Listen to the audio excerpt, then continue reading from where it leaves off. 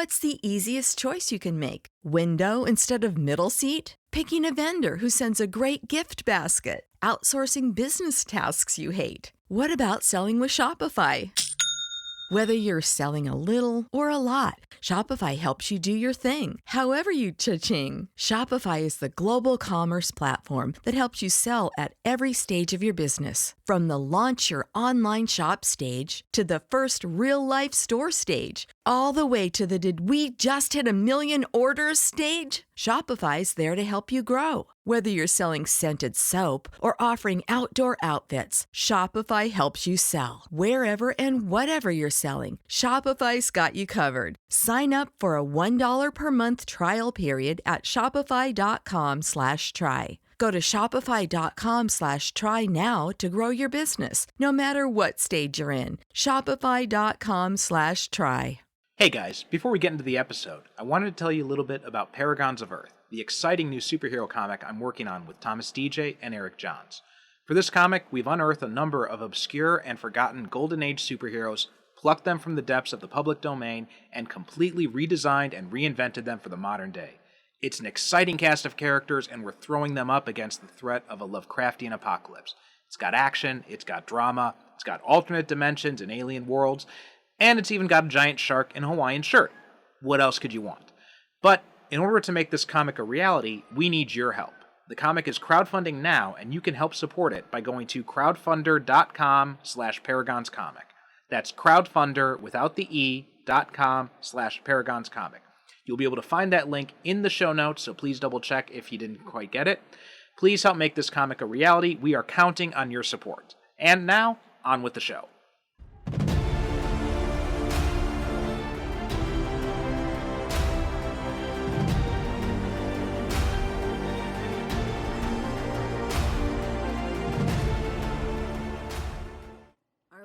Going to talk about it? What?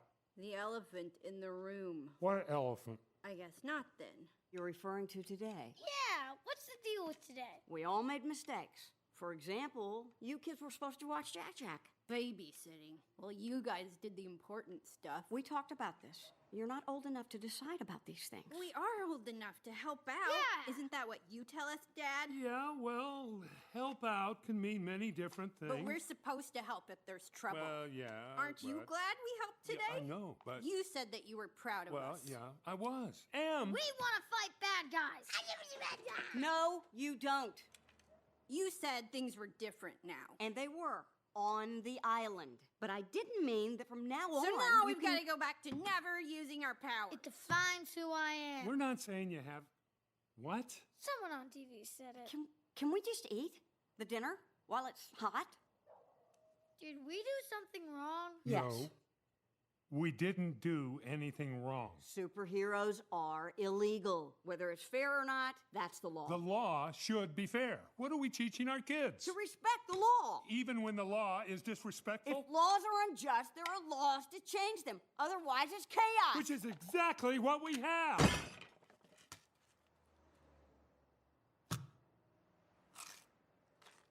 I just thought it was kind of cool. What was? Fighting crime as a family. It was cool. But it's over. The world is what it is. We have to adapt. Are things bad? Things are fine. Welcome to the Superhero Cinephiles podcast. I'm your host, Perry Constantine, and I'm welcoming a new guest today, and that is Connor Burke. Connor, how are you doing today?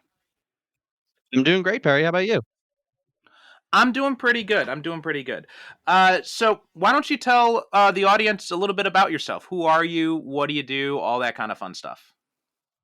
Sure. So I'm Connor. I'm one of the co-hosts of a movie podcast called No Highway Option, where, there are so many movie podcasts out there. We decided to go with a niche no one's used as of yet, where we compare every movie to Vin Diesel's The Pacifier from 2005. Just for fun, because it's such a strange movie. It's a lot of fun, and I've been enjoying, watching movies and discussing them for years. That's an interesting approach. How did you guys choose that movie out of all of them to come up with? I think in college it was referenced briefly once, and then my co-host Luke was like, "Oh yeah, I know that," and we were like, "Oh cool, someone else knows this weird nonsense movie." And then it came on Disney Plus, and we were looking for some way to start some kind of podcast, and I was like, "This thing's weird enough that like maybe this should be the basis of it," and it evolved from there. Very interesting. So how long have you guys been doing the show? We've been doing it. We started it in the pandemic, so like technically 3 years. We took the last year off, and we just recently came back with like bit of a new format and just trying to keep it going again. Well, welcome back. I'm glad you're able to make it back into the podcast realm. A bunch of people Thank you. did kind of the same thing where they started up in the pandemic, and then after lockdowns ended, the podcasting just kind of faded into the background, unfortunately. So it's good to see that some people have stuck with it, though. Yeah, no, there are more than a few guests who we had on for like multiple episodes during the pandemic where when we started back up, we reached back out like, "Hey, how have you been?" And then we get an email back that's like, "This email has been terminated and no one will ever read these again." It's like, "Oh, I don't know what happened there, but okay." Yeah, I've had a few of those where been talking to guests. We spoke back and forth, or potential guests, and Mhm. just disappeared and never heard anything from them again. Yeah, you always hope they're doing well. Yeah. Hopefully, it was just they got bored with it and they moved on to something else as opposed to something more tragic. Yeah, But exactly. this is obviously a superhero movie podcast. So, what is your history with superheroes? Either movies, comics, anything like that? I mean, I've like really been a fan of superheroes and just the general medium. I guess since I was about maybe 6 years old, because that's when the first Sam Raimi Spider-Man came out for me, and it was Oh, like my okay. first PG-13 movie, and I saw all the marketing and was like, "This guy is cool." And so then I would go to the library and I found the comic section. They had like all the like omnibus collections of the 60s and 70s comics for like Spider-Man, Fantastic Four, Hulk, and I would devour those. And it's just, Hmm. it's always stuck with me. It's a fun genre. It's easy to pick a favorite and like, they're always coming out now, so it's a thing to always keep up with. Hmm. Have you kept up with the comics and the like since you first started reading them, and when you first got into Spider-Man? A little less. It's definitely been more movie focused recently, but Hmm. with a lot of the big releases that came out, I would jump back into the comics at least to read like look at those storylines and be like, okay, how could these compare? The biggest time Hmm. I did that was for Infinity War, like when they first announced, oh, we're doing the two-part Infinity War saga. I like read the original Infinity Gauntlet run and was like, okay, maybe this will be how it works. And then my friend saw it like the night before I did, and he put on my Facebook wall a thing that was like, haha, spoilers without context. And one of the last images was someone snapping their finger. And I was like, that's just mean. And he's like, how am I supposed to know that you knew what was going to happen? I'm like, I read the books. Yeah, it's funny that it's first off they got the title Infinity War, although that's a completely unrelated story, Right. Yeah. and the whole movie is basically the Thanos quest storyline, um, and then the very opening page of Infinity Gauntlet is what they use as the Mhm. ender of that movie. Yeah. It was a lot. And it was like, oh, okay, they're doing it, I guess. I guess I'm emotionally prepared now, but whew. That was a moment because I remember seeing that movie in the theater, and I just logically thinking about it, I had expected it to come, so Mhm. so I wasn't surprised when it happened, but everybody else in the theater was not expecting it, so it was just completely silent. And I live in Japan, where normally there aren't any reactions at all, but in the when the credits started rolling, I heard some people being like, "Wait, what?" Oh no. That's the biggest one was I was working at Disney World at the time, and a Hmm. lot of my roommates had off and they went to like the big opening night thing. And I had just finished my shift at the Magic Kingdom, and I came back, and everyone was just like staring at the floor, like just depressed. And of course, I was like, "Oh, how was the movie, guys?" Like trying to jokingly put on the brightest face I could, and they're like, "I don't know, I don't know what to tell you about it, man. It's really messed up." I'm like, "Oh, cool. So Spider-Man dies?" And then I watched it. I was like, "Oh, I hate that I was right. I was kidding." Okay. Yeah, there was some that definitely surprised me. I mean, I knew they were all coming back in the next movie, but it was Right. funny to see like the reaction when people are like, "Wait, they just came out with a Spider-Man movie and a Black Panther movie and they're dead now? What's going on?" Yeah. And I'm just like, "They'll be back. They'll be back. It's okay. It happened in the We're supposed comics." to get a Spider-Man movie next year, and now he's got like, who's it gonna be? Mhm. But Um the Spider-Man stuff recently has gotten me back into like trying to find some of the new runs of the comics, especially seeing all the variants in Across the Spider-Verse. Like I picked up a mhm. Spider-Punk collection as soon as that movie ended because I was like, this guy rules. Yeah. I loved what they did with Spider-Punk in that movie. Oh, he's I incredible. Yeah, I was so glad I got to see it because I was late to the game on that because like I said, I live in Japan, so usually Mhm. when Western animated movies come out in theaters here, they only come out with the dubbed version. They don't come out with the subtitled version like most of the live action movies do. So I would have to Okay. wait until it came out on video, and we were actually flying back from the States, and fortunately, it was one of the choices that was on the plane on the way back. So I made sure to Oh, watch that's that perfect. and fight the jet lag so I could stay up for the whole movie. Mhm. But anyway, so another thing I would like to ask new guests is what kind of thing are they into lately? So what kind of stuff is kind of grabbing your attention these days? It could be books, movies, comics, video games, whatever it might be, superhero related or not. What's kind of grabbing your interest these days?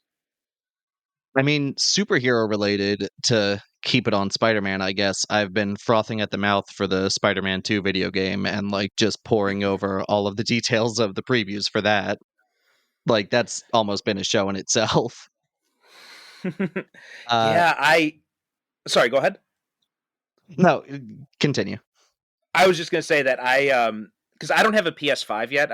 I'm still just working off the PS4, and Mhm. I just recorded our episode on Superman 2 yesterday with our guest there, and we were talking a little bit about gaming and stuff like that.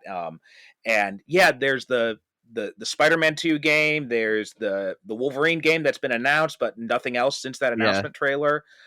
Final Fantasy 7 Rebirth. There's the the Jedi Outcast game. I think my guest Mhm. yesterday was talking Uh, about. there's a lot of like good, especially like from geek property stuff coming out on the PlayStation.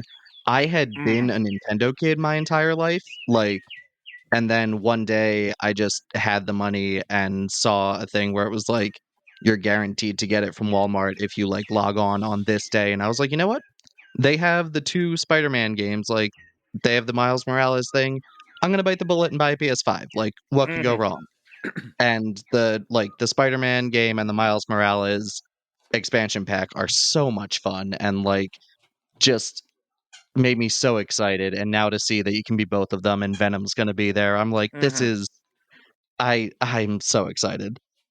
Yeah, I keep periodically. I will start up the Spider-Man on the PS2 and just swing through New Mhm. York. It's just unbelievably Yeah. satisfying to do that.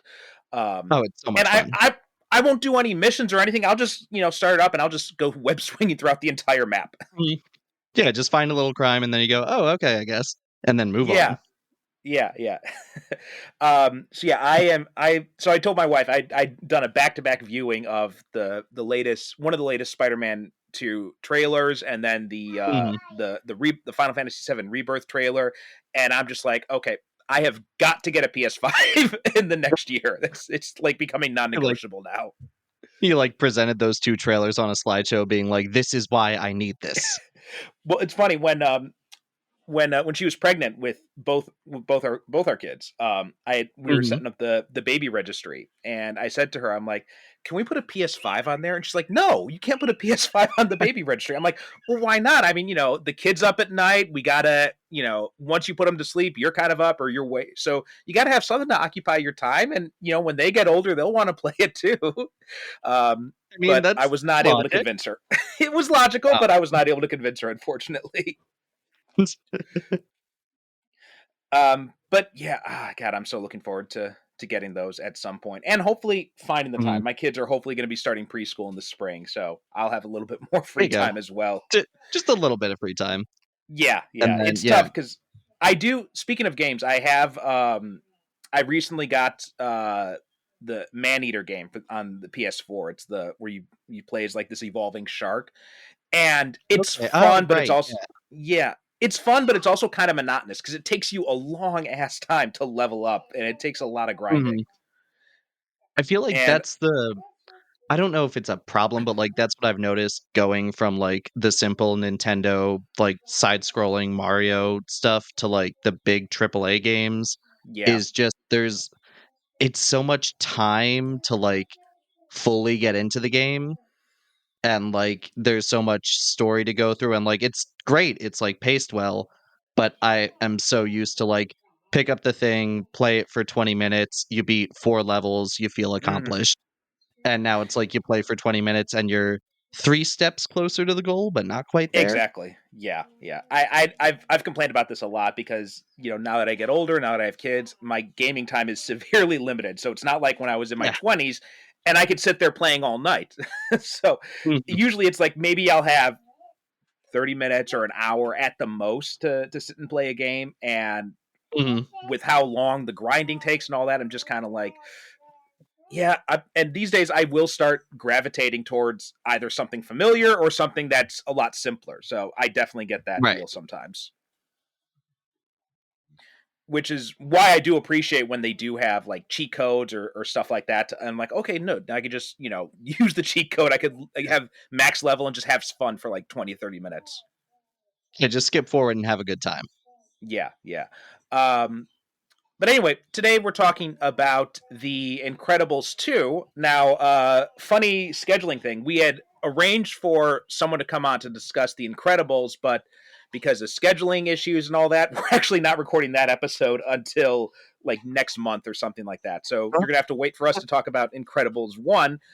Instead, we'll be talking about just Incredibles 2 today. So let's kind of talk a little bit about our history with The Incredibles. When did you discover these movies? I mean, Incredibles specifically, I think it was when it first came out, like, I was 9 years old. My sister saw it in the theaters, but she went with a friend. I didn't see it, and, like, my parents had no interest in it. So I think we first watched it in school or, like, just rented it on a random DVD, and it's I mean, to spoilers for your next episode in a couple months, but, like, it's The Incredibles, it's fantastic, and it's always, like, stuck in the back of my mind as, like, not quite the gold standard for animated movies, but it's or I mean, Western CGI, specifically Pixar animation, but, like, it's up there. It's Mhm. a really well done story, and everyone always wanted that sequel, and I remember when this was initially announced, it was, like, shot to the top of everyone's, like, this has to be the best thing ever." Mhm. Yeah, see, I came to The Incredibles really late. I mean, it came out in Mhm. so I'm looking at 2004. So I was in university when that first one came out. And at that Yeah. point I had no interest in Western animated movies. I felt like, I had fond memories of Toy Story and all that, so I knew that Pixar could make good stuff. But I never saw any. Mhm. I missed like that whole Pixar boat that happened in like the early 2000s when they were like at like the top of their game. So I Right. never saw a lot of those movies that everybody talked about, like Wall-E and so on and so forth. And Ah, even me being a superhero fan, I just kind of like, I kind of slept on The Incredibles. And I had heard mhm. about it nonstop for like 10 years. Everybody talking about how great the movie is, how it's like the best Fantastic Four movie that's not a Fantastic Four That movie. And that was, like, the joke for years of, like, "Oh, it, rank all the Fantastic Four movies, Incredibles was always number 1." yeah, exactly. Yeah. So I'd heard all this stuff about it. And it wasn't until like, 10 or 12 years later, it was a while after that. I'm not sure if I'm pretty sure it was before Incredibles 2 came out. And Mhm. so then I finally saw it, and I'm like, oh. And you know how it is when you've heard this built up for years, and you finally see it, and you're just like, that's it. Um, Oh, that was okay.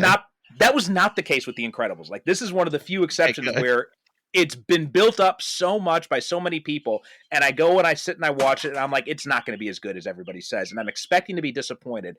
And it finishes, and I'm just like, oh my god, that was Yeah. really freaking good. The first one, it really hits as, like, Mm-hmm. and, like, there's the whole, stigma with animation and how people think it's only for children, but, like, as a family-oriented movie, like, it goes to some slightly darker places, and, like, it Mm-hmm. hits as just a quality family drama with superhero and fun little elements. Yeah, yeah, it had a lot of really interesting ideas in it. It obviously looked incredible. The characters Mhm. were great. The everything about it was, and it even works. It works on two levels. Like, at one, it is like, just a classic, you know feels like a classic superhero story that you get in, like, the Bronze Age comics. But in addition to that, it is also kind of like a satire of superheroes as well. It's got that aspect of it too. So it works on both those levels. Yeah, and it does the family of superhero things really well, because like, there've Hmm. been other media properties that try to do that, and they always kind of go off of The Incredibles thing of like, okay, let's look at what is the dad's like archetype in most things. He has to be the strong one. The mom has to take all the kids everywhere, so she has to be flexible. The teenager wants to Hmm. be invisible. The kid has all the energy. And like, other things have tried that, and it doesn't hit as right as this because of how well written and interesting the characters in the world are, Hmm. Yeah, at least in the first Incredibles. exactly. Yeah. And so what about Incredibles 2? Did you, I mean, since you were a fan of the first one, was this one that you saw like right out the gate when it came out? Yeah, so I think it's because, like, when I was a kid and, like, Toy Story came out the year I was born, I've always felt, like, kind of a connection to Pixar, so I always try to see their stuff, like, as soon as it opens in the theaters, Hmm. and, like, I'm always checking out and being like, "What's coming next? Do I agree or disagree with some of their choices?" So, yeah, this one, I think I saw it twice in the opening weekend. Hmm. Uh, because the first time was just a bunch of coworkers were like, "Oh, let's go see it. Like, it's out. That's cool." And then my girlfriend at the time, it was my birthday, so we were just out doing stuff, and she was like, "You already saw Incredibles 2?" And I was like, "Yeah, but if you want to see it, like, I'll see it a second time. I don't care." Hmm. And yeah, Okay. it was So my exciting to finally catch it, and then I don't know. Upon rewatches, I have thoughts about it. Okay, all right, we can talk about that because I had no experience with this movie. Like, my first time watching it was last night in preparation for this episode. It's one of Mhm. those movies that, when I signed up for Disney Plus, I added it to my list, and so it's always been on the list there. But it's just one of those things that I just never got around to watching. And Right. um, so I and it's been a while. Also, it's been a while since I've seen the first Incredibles, so I don't have it very fresh in my mind. It's been like Mhm. at least a few years since I saw that first Incredibles movie. Um, so I don't. Most of my memories of that first one have kind of faded, so I don't have as much of a comparison to it. But I really dug it. I thought this was a very strong sequel. Thought it had some really interesting ideas. Um, it played with, and especially me now being a father, having two toddlers, I could so relate to what Bob goes through when he's trying to take care of the. In fact, the funny thing, when Jack keeps waking up every few Mhm. minutes or something like that, that has happened to me with my son so much. In fact, just like Oh, the no. other night, that was my son. He would just like wake up nonstop, and he would just have like all this energy, and just at like 2 o'clock, 3 o'clock in the morning, he's up and he wants to Oh, run jeez. around, and Mhm. I'm just lying there on the couch trying to get him to fall asleep, and I'm falling asleep as he's still running around playing. So I completely sympathize with Bob in that scene. Yeah, I mean, that's completely understandable. I still like this movie. I think it's solid, But I think having The Incredibles, the first one, as such a comparison point, and this, I think it does have a lot of interesting ideas, but then it Hmm. kind of doesn't go as far as I would want it to with them, and just like has ideas that are out on the table, and you go, okay, what's going to happen next? And then it's like, oh, they saved the day, whatever. We're moving Hmm. on. Yeah, I can see that, especially if if you watch The Incredibles and if it had such an impact on you back then. I mean, Mhm. because this is a long gap between movies. Like Incredibles came out 2004. This came out in 2018, right? It's Yep. over 10 years It was after, and 14 years. yeah. So like if you had that attention to The Incredibles and you've been waiting for that sequel for all those years, over a decade, and then you see this, and that's a lot of expectation built up. Yeah, and like it's not like it's bad, but I feel like whenever it comes up just in conversation, I go like, "Oh yeah, Incredibles 2, it's whatever." And then like I Hmm. rewatched it for this, and I was like, "Oh no, it's still good, Hmm. but it just doesn't rank up." And also with the production of it, after the director Brad Bird had the insane run that he had of like The Incredibles, Ratatouille, Mission Impossible, Hmm. Ghost Protocol, and then Tomorrowland, which has its problems, but I enjoyed. Hmm. He would always say like, I will not make Incredibles 2 until I come up with the perfect story for it. Hmm. Like it has to be it does like I don't want it to be like the same thing as the first one. It needs to be like the perfect evolution. It can't just be a slapdash sequel. And Hmm. then Tomorrowland bombed at the box office, and he coincidentally announced like, I think I have the perfect story, and then you watch it Hmm. and you're like, oh, Mr. Mom is the perfect story? That's what you were hyping us up for 10 plus years? Like, okay, I guess.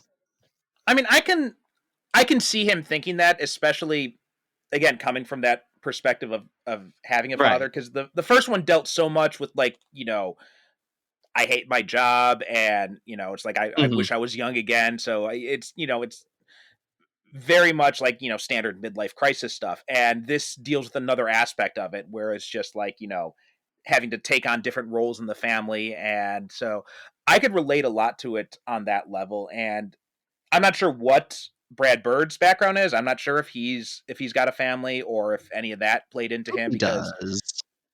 yes, because and I'm not sure when he had that family too, because that also might have affected why he felt like this was the story. Kind of like Kevin Smith, Mhm. how he only made Clerks 2 after he had these experiences, and he felt like he was in the right place to make Clerks 2. And the same thing with Clerks 3. Like they were very personal stories based on his own life and his own experiences. Right. And I'm not sure if it was the same thing for Brad Bird, but I could definitely see that and see that kind of thinking going into this. Yeah, that makes sense. I mean, yeah, I feel like I'm coming off as super negative about it when like I still enjoy it, No, and I can like understand. I think his Sorry, go ahead. personal experiences do play into it a lot. Like it doesn't feel as personal as the original, but there's still an element of that there, instead of if someone else had taken over and just made them go on another island adventure. Like Hmm. there is something, and he does have something to say about uh our ironically our dependence on superheroes and the superhero cinematic universes, which were huge at the time. Hmm. Yeah, that's a good point. I hadn't really considered that aspect of it, but you're right. And I'm looking at the Wikipedia, and he said that one of the challenges was how to deal with the fact that the market is flooded with superhero movies now, and he said that he wanted Mhm. to avoid tropes related to the superhero genre. I mean, I get what he's saying there, but I'm not so sure if he really succeeded in avoiding tropes, because the whole idea of superheroes being mind controlled by a supervillain, I'm like, that's like 50% of Chris Claremont's X-Men ideas. Yeah. Yeah, that's a lot of, okay, we just had our big crossover issue. How do we get people back in now? Mhm. They're suddenly evil somehow. And Yeah. it introduces a bunch of couple new superheroes in that group that are all somewhat interesting. Like the Portal One Void is a Void, yeah. really like every time she popped up, I was like, I want to see what they do with her. She has a neat power set and like one that really would be cool to see with animation. And the few times she Mhm. does stuff, it's neat, but then it has to focus on the family, which is of course, but that's one of the disappointments of like you had this really neat idea and then you just walked away from it. Mhm. Another thing too is I'm kind of questioning the main plot here because the whole spoilers, right, for a movie that's Mhm. several years old now, but one of the things that I notice about it is I'm watching it, and again, granted, I've only seen it one time, so maybe this makes more sense on repeat viewings, but the whole thrust of the movie is, so you've got this brother and sister team of billionaires, right? You've got Mhm. Winston Deaver and his When sister Evelyn, and it's kind of set up like, especially because they got Bob Odenkirk playing it, so coming right off of Better Call Saul and Breaking Bad, so he kind of comes off as a bit smarmy in his voice presentation to right. begin with. So you are thinking right from the start, like, oh, it's the evil billionaire trope. He's gonna pretend to be the hero's friend, but then there's going to be some sort of twist or something like that. Is Mhm. what I was thinking throughout most of this movie, and in a way they do, and they invert that a little bit, because instead it's Evelyn who's the villain, and she's using she's the mysterious screenslaver villain, and she's been using Mhm. this technology to brainwash people, and so they both have different interpretations of their father's death. Their father died in a burglary. um for Winston, he says the problem with their father's death was that the superheroes were outlawed, so he couldn't call for help when he tried to. Whereas Evelyn's like, no, the problem is that the public's relied on superheroes too much. If he had not tried to contact them, they would never have. If they just stayed in Yeah, their just room, if they like had gone to the panic room, then they gone to would the have been panic room. fine. Yeah, and so Winston wants to use this summit to, like, bring new appeal to superheroes and get them Mhm. legalized again, and Evelyn's plan is to sabotage that. And one of the things I was thinking of as I'm watching this movie, this seems like an incredibly complex plot for Evelyn to have, when her brother is kind of a doofus, and she could probably just kill him and make it look like an accident instead, or just brainwash him instead. Yeah, I think the big thing is she doesn't want to be the public face of the company, and that would make Hmm. her that, essentially. She wants to work in the shadows. The thing with Evelyn Dever's whole, like, arc, which, it's neat that she's the twist villain, even though Evelyn Dever evil endeavors, like, it's No. kind of winking at you the whole time. Uh, is they set up so, like, at the end, they try to be like, "Oh, she and Elastigirl were, like, becoming best friends, and, like, they really agreed on a lot of stuff." And it's there a little bit, but it's really kind of done so fast that at the end, Evelyn's like, you know what stinks? I really liked you." It's like, "Oh, okay. I don't Hmm. know if I could really tell that. I was too busy focusing on Jack nonsense." Hmm. Yeah, I think that's another problem. Is I think there are too many balls they're trying to juggle in this movie. So you've got the Mhm. whole thing with Evelyn and her relationship with um, Helen, and then you've got Bob being the stay-at-home dad. You've got Jack's new powers developing. Violet's whole It thing with this boy she's got a with crush on, who Tony was Weidinger. brainwashed. Yeah, and um, so yeah, yeah, that definitely gets lost. In fact, until you mentioned it, it never even occurred to me that was a it never stuck in my memory that was a big plot point. The fact that they were friends. Yeah, they were trying to do it, and there are moments where it's, getting there a little bit, but Hmm. it never really sticks, and you're like, "Oh, okay, like, she's the twist villain, but is it really a twist when she doesn't seem like she's into all this?" Hmm. Yeah. So yeah, Like, the it's the still a good performance, still, like, Carrie Coon does a great job, voicing her. The entire voice cast in this is fantastic. yeah Or Catherine Keener, not Carrie Coon. Catherine Keener. I was going to Excuse say, yeah, I could have sworn it was Catherine Keener. Yeah, Yeah. and that's another thing I do want to talk about too is the voice actors they got for these are great. Like obviously the ones from the first movie, right? We got Craig T. Nelson back, Holly Hunter, Sarah Vowell. Mhm. We got Huckleberry Milner instead for Dash, and Samuel L. Jackson, of course, is back.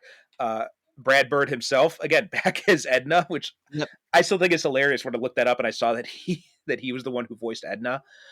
But And you can then tell we he's also just having so much fun. yeah. But then we get, again, as mentioned, Bob Odenkirk and Catherine Keener. Both of them are great. Mhm. Jonathan Banks is a small part as the FBI agent at the beginning of or government agent. I'm not sure if it's specifically FBI, but It's some kind of government agency.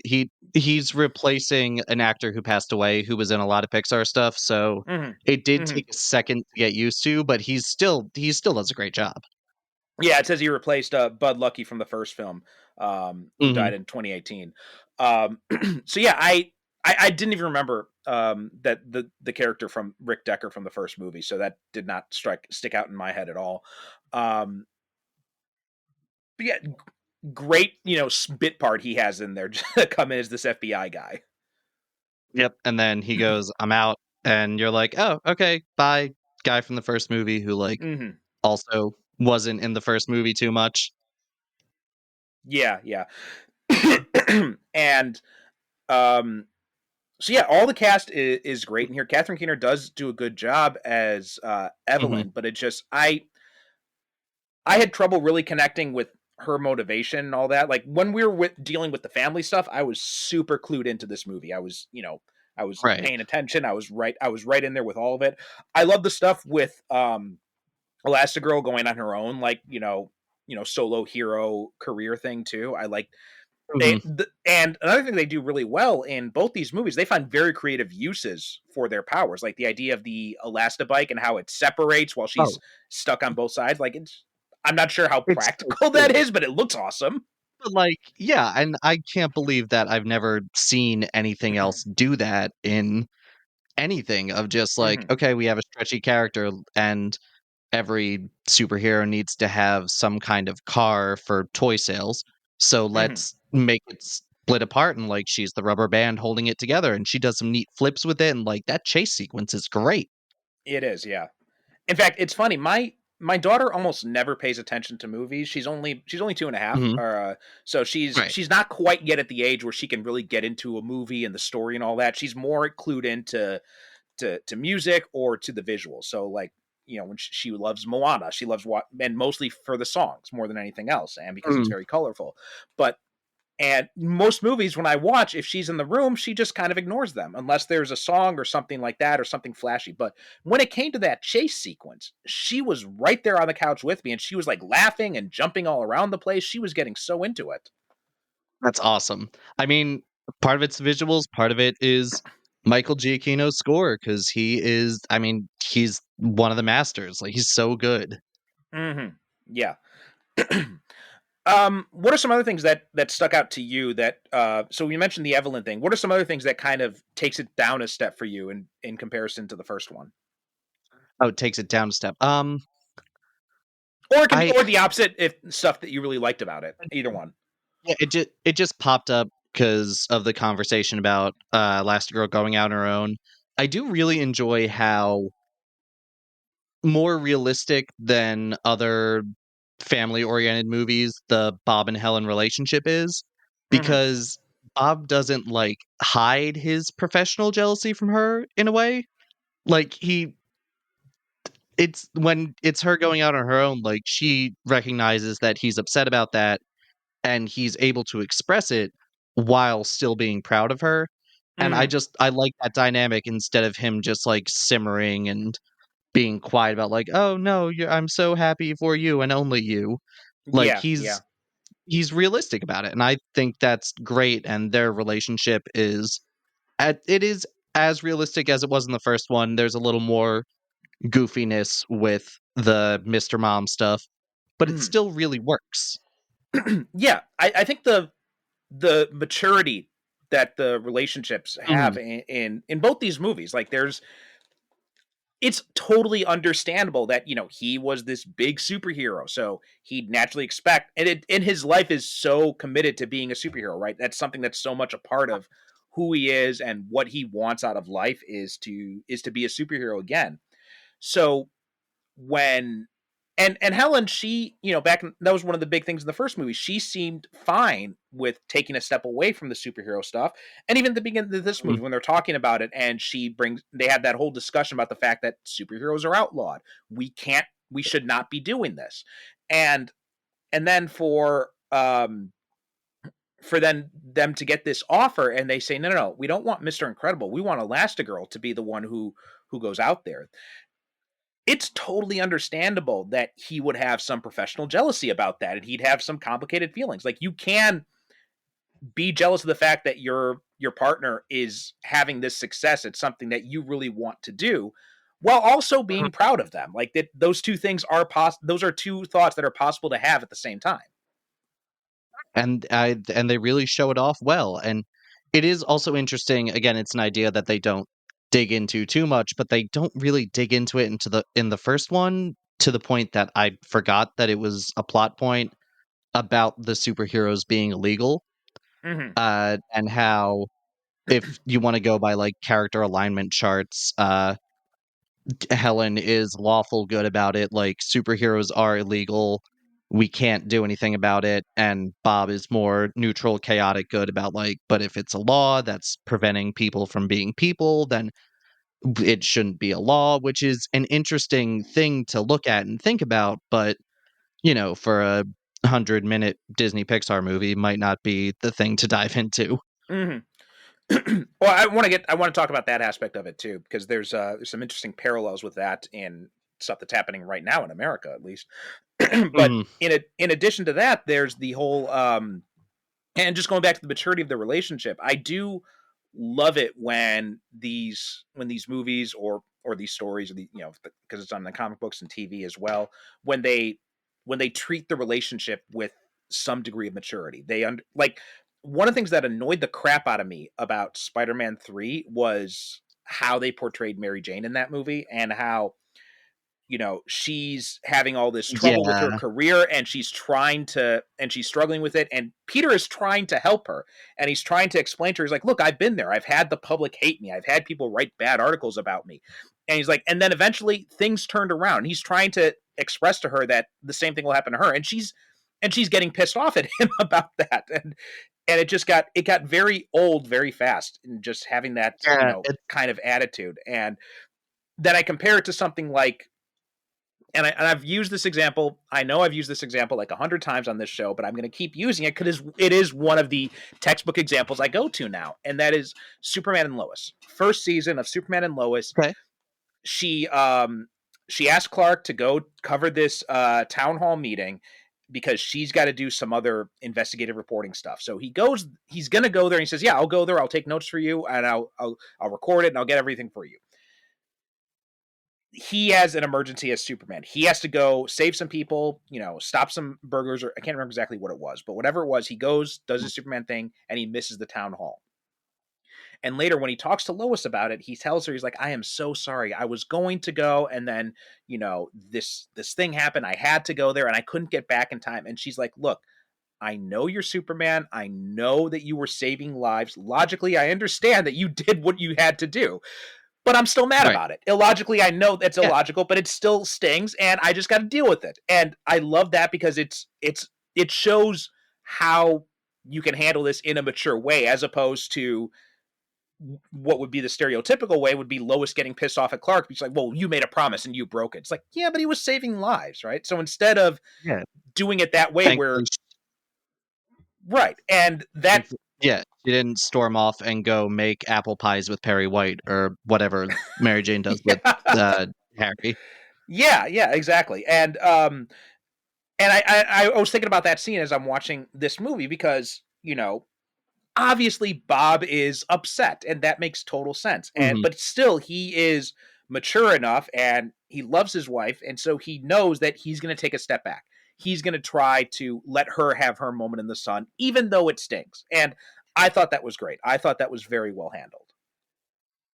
is also like I was gonna say, especially with the between the Superman and Lois and Spider-Man 3 examples of like, oh, that's part of that is definitely an evolution in screenwriting and like Hmm.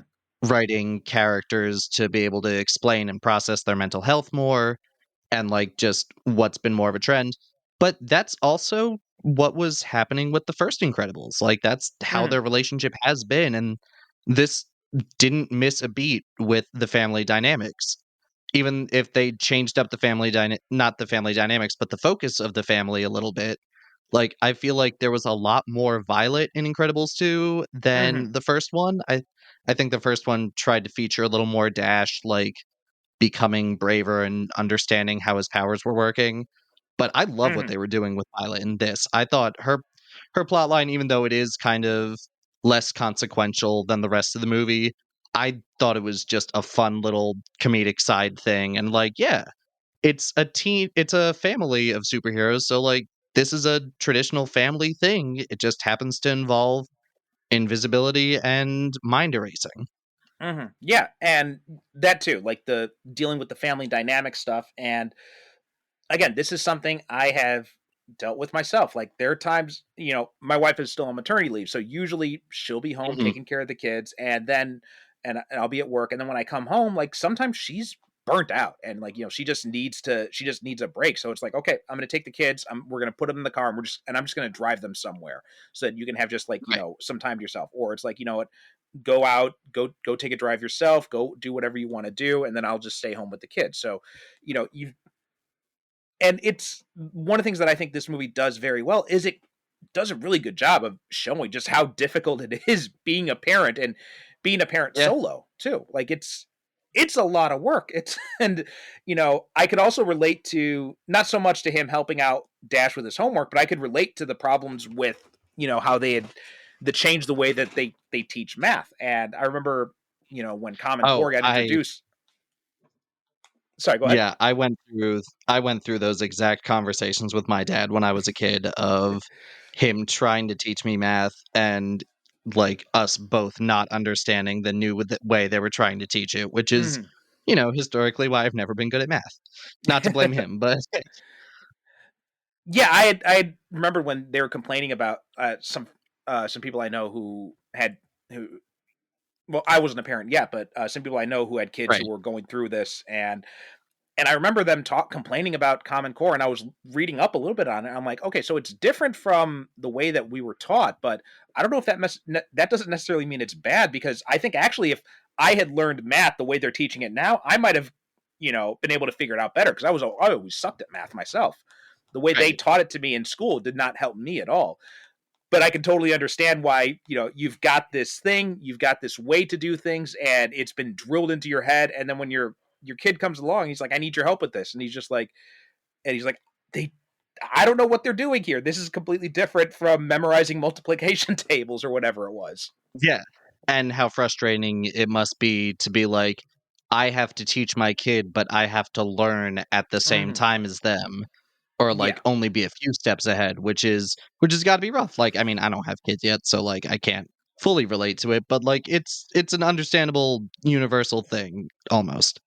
I can relate to it to a small extent, not from a kid perspective, but just from a teaching perspective, because Mm, I teach English here at the university level in Japan, and I got asked to teach a class in dental English. I don't know okay. half the vocabulary they use in the dentist's office, so I was basically staying one chapter ahead of the students when I was teaching that class. And now I'm doing a medical English class too. And again, there's a lot of vocabulary in there that I did not know when I started teaching the class. So that first semester, it was just me staying one step ahead of the kids. And I tell my students, I'm like, look, I might be pronouncing some of these words wrong because we don't use these in regular everyday English. Yeah, we're not always talking about dentistry and doctor's appointments. Yeah, yeah. And that can be frustrating, right? When you're trying to just know enough to stay a step ahead. Um Mhm. and also for someone like like Bob, who is this classic hero archetype, to have to say that I don't know how to do something is probably a really tough thing for him to do as well. Is something I think that's also playing a role in that. Yeah, absolutely. What about any other things that kind of jumped out at you with this film? Um, I think it's neat that they like set the finale on a cruise ship. I feel like you don't see that too often in superhero movies. Like that's Mhm. just, oh, okay, cool. We're doing something a little bit different. It was a little disappointing again after watching the original for so long to jump directly into the Underminer fight and then have it kind of just end with him getting away. And it's like, oh, we waited that long to see the family beat up this guy, and he just is fine. Like he Mhm. gets the money and leaves.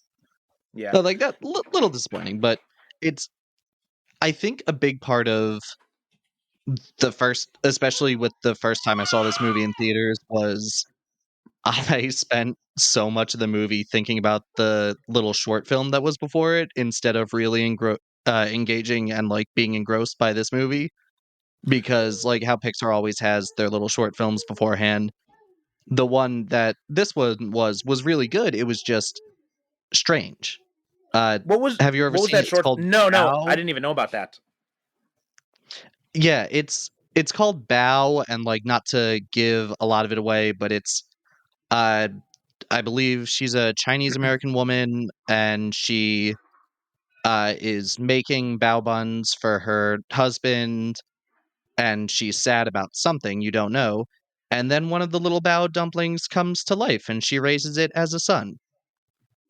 Okay. And things continue to happen that like there one thing happens in it that shocked our entire audience both times I saw it, and that was just stuck in my head for this entire movie. So every time something cool was happening and like something interesting would happen, I'd be like, yeah, but the lady's son was a dumpling. How about that? Yeah, I've never seen that. I'll have to check that out. It You, is great. I think it's on Disney Plus as well. what did you think about Jack and his burgeoning powers in this? It was cute. It was fun. It was a little, we could get little Tom and Jerry antics between him and the raccoon every so often to like cool down with the plot a little bit, make sure the kids in the audience are entertained. But like he's fun. I think it was interesting how they tried to pinpoint like a certain amount of powers and like a certain order they would go in, Hmm. but then they would just throw new stuff in every so often. It's like, okay, so he can just do whatever. And like I remember the original where, at the end Syndrome takes him up in the air and he like turns metal, turns on fire, becomes the demon baby. Hmm. And they had a little short after that came out of like him discovering his powers and torturing the babysitter with them by accident. And this was essentially more of that little short film, but uh it was like, oh, okay, the baby has a lot of potential, that's why he has all the different powers. Hmm. But then in this they're like, oh yeah, no, babies usually only have one or two powers, he just has a bunch, he's just special. And I'm like, I feel like we should think more about that. I don't know, like a baby with unlimited powers is always kind of nerve-wracking, and like that could play into the nerve-wracking of a parent being like, what if I screw up my kid? Hmm. It's I don't know. I feel like it was a fun thing to do, but it could have been more. Yeah, yeah. And to that point too, like that idea about kids having too much power before they're ready. I mean, that is a real concern that parents have. Like in powers, not necessarily power per se, but just the idea of them trying to do things before they're ready to do stuff. Like my son Mm. just started walking a few months ago, and it's nerve wracking when they start walking because now they can go places that previously were very easy to keep them out of. My daughter is, Right. she loves climbing on stuff. She has scaled every single baby proofing gate we have bought. And Oh, now my no. son's going to be getting there too. And that is nerve wracking because, like, everyone talks about how when they're newborns, they need a lot of attention. When they're Mhm. newborns, let me tell you, it's easy. Like, you feed them you feed them, you change them, you put them back down, and then you're good for like the next 3 hours. Then 3 hours later, you do the same thing again. And it's just like, it's just a very set routine you go through. But when they're Right. toddlers, you got to watch them like a hawk, because next thing you know, if you take your eyes off them for a few minutes, next thing you know, you hear someone screaming and you go in and, he's got his hand stuck in a box or something like that, or they're beating each other up Right. or whatever the case is.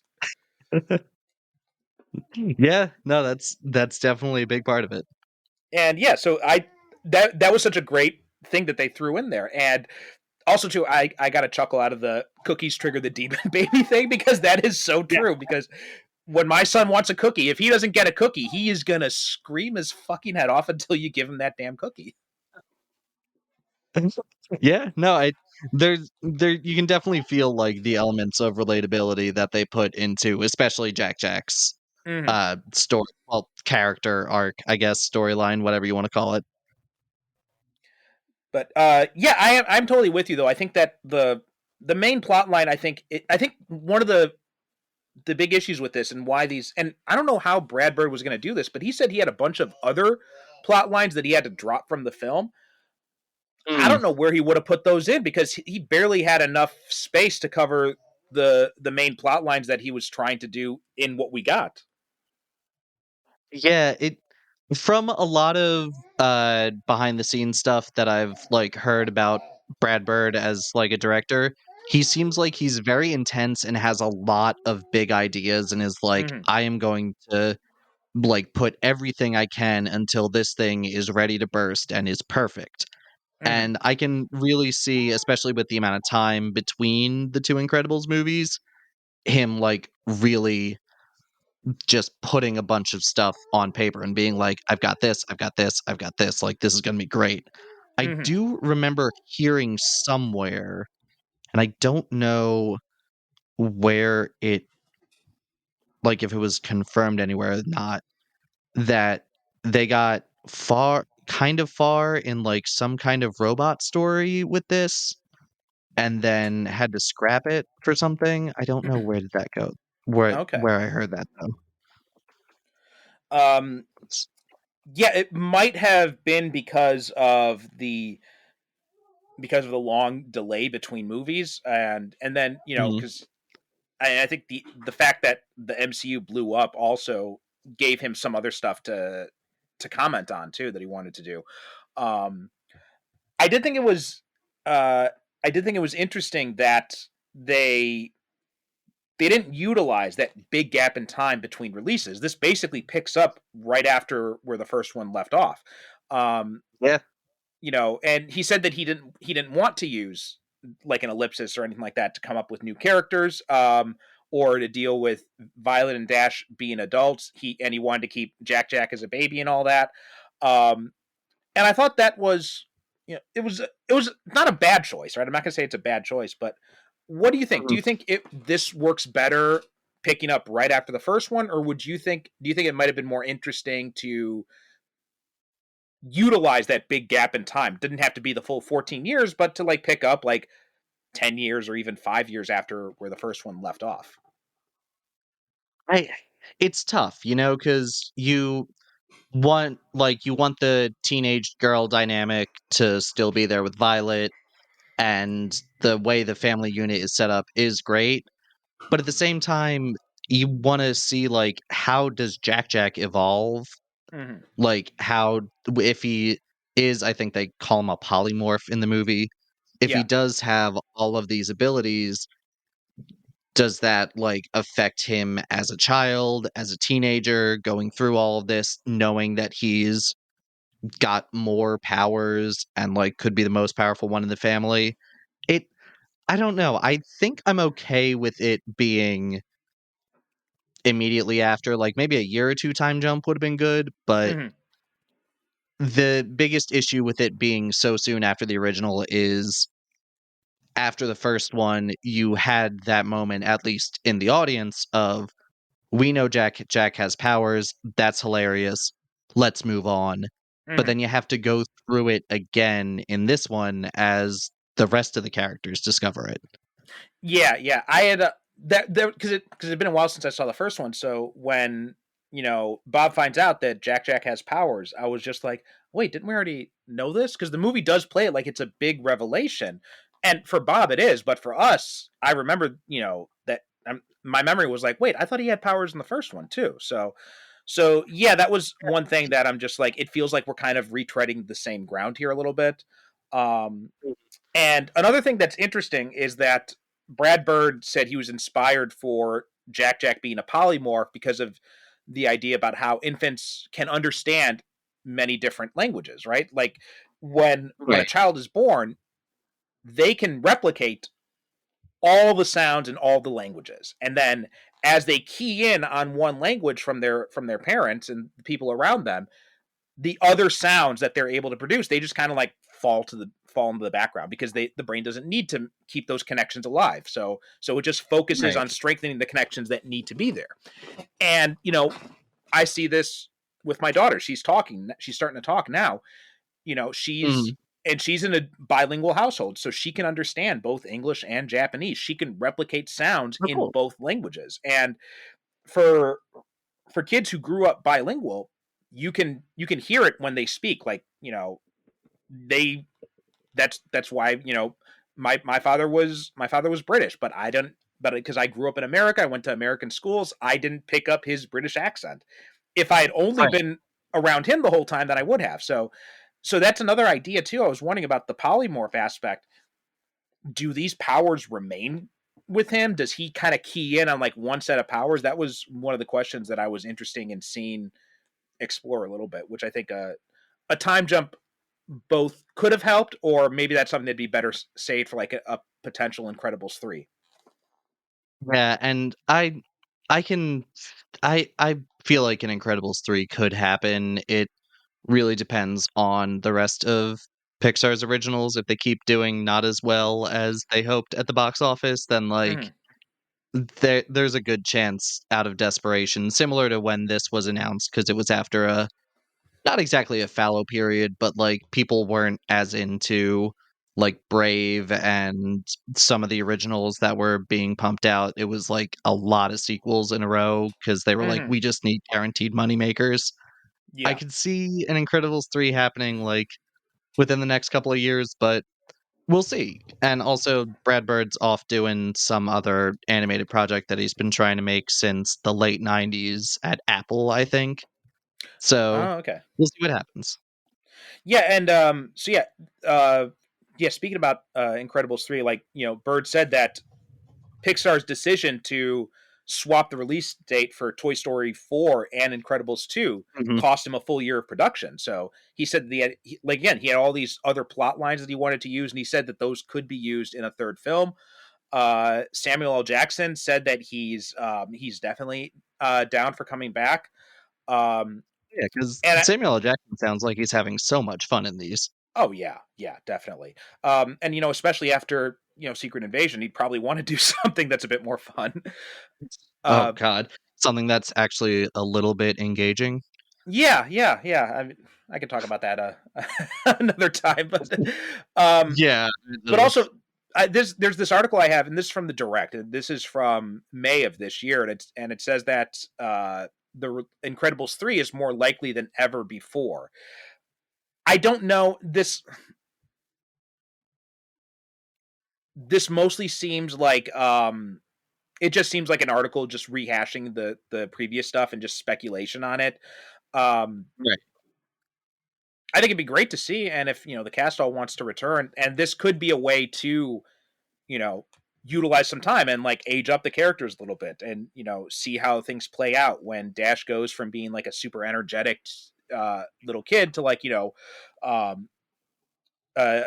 see him as a teenager, not one who wants to disappear like Violet does, but maybe he wants the attention of being like the fastest guy in school or something like that. Or and they do hint at that in the original when he's doing the race at the end. They're all cheering for him to go fast, but not too fast. Like he has a show-offy personality. How is that gonna affect their secret identities when he's in high school? Which is interesting that like these movies have them wear the masks and everything, but they don't really play on the secret identity discovery thing. Especially this one, it's kind of just it's just like, yeah, they're superheroes. Well, also too, like, Violet and Dash, they don't have like any superhero names either, as far as I can see. Hmm. Yeah, they're just the Incredible Kids. Like, Yeah. So yeah, I think that would be something else that would be interesting to see too. Like because if you age them up, like Violet going off to college or graduating college, like because mhm. she didn't seem as keen on the hero thing. She's someone who likes to disappear in the background. Does she still want to be a superhero? Right? Does she want to do something else with her life? That's something Right. else you could play with too. Yeah, there's a lot of possible. There's a lot of story opportunities if you age them up and see where that explores, because that's another thing with a lot of superhero stuff is you don't often see those stories because you have to keep them within that, like 20 to 40 age range so that they can Yeah, you withstand the just test of have time. the set continuity. Right. Yeah. Yeah. Yeah. So, the whole idea that Stan Lee talked about of you have to have the only thing you can do is you do the illusion of change, and then eventually if it goes too far, you got to do retcons or reboots or have a crisis event or whatever Yep. it might be. Um, and with something like this, you can play around with time, especially because you're not tied to the characters looking a certain way, or you're not being forced to like age them up too fast. You can, since it's all animation, you could play with them however you want. So I think there's some different avenues you could explore with that would be interesting to see. Right, yeah. And an elderly Edna Mode would be very funny. Yes, absolutely. I definitely want to see that. Yeah, it's one of those things that, like, I don't need a third one. I'm, like, perfectly happy with just having these two. But if they make one, I'll be excited for it. I'll check it out. Honestly, what I really want to see though, and this is not at all likely now, but for the longest time, I wanted to see Brad Bird direct a Superman movie. Now we're getting James Gunn He doing it, but Brad Bird would have been amazing directing a Superman movie. he really would. There's so many things with Brad Bird where he got close to doing them and he said no. He was apparently, when Force Awakens was first announced, he was apparently the first call from Lucasfilm. They called Brad Bird and was like, "Do you want to do Star Wars Episode 7?" And he said absolutely not, which breaks my heart because that Yeah, would have, I think about that every so often of like that would have been incredible, to yeah, not to, pardon the pun, but no, yeah.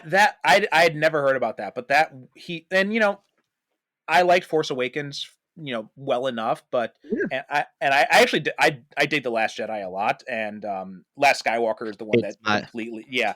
But Yeah. but Brad Bird, if he had directed the Force Awakens, I think that would have been, because he's someone Would who can take these ideas and present them like he did with Ghost Protocol, right? He took this franchise that Mhm. was kind of a little bit tired at that point, right? I mean, Mission Impossible 3 was good, but it didn't really light the world on fire. And, the second one was Yeah. just, god awful. So he came in with Ghost Protocol and he just completely reinvented that franchise and resurrected it Mhm. essentially. Yeah, And he and Chris McQuarrie were there like, "This is a Tom Cruise franchise, and we need to show him being not like a normal guy." That was the big problem with Mission Impossible 3, was so much of him was trying to be a normal guy. right, yeah. Yeah, and it worked out brilliantly, and that Mhm. redefined the franchise going forward now, and it's why it's been continued to be so successful. So like, I mean, I think he should have. I'm very excited for Superman Legacy. I'm very glad that James Gunn is doing it, Mhm. but that Oh, still yeah, I'm feels like pumped. a missed opportunity for me. But honestly, like, I don't know what's going on with Marvel's Fantastic Four movie, but why have they not called up Brad Bird? Is what I want to know, because he, like you said, everybody. The joke is that The Incredibles is the best Fantastic Four movie ever made, and they're not wrong. So why don't you give that guy a call?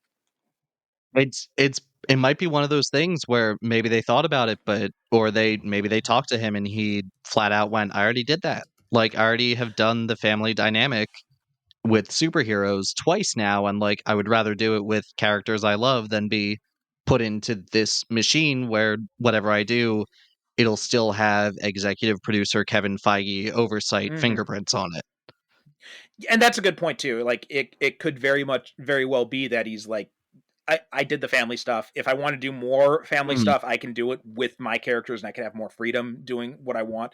So that's definitely understandable too.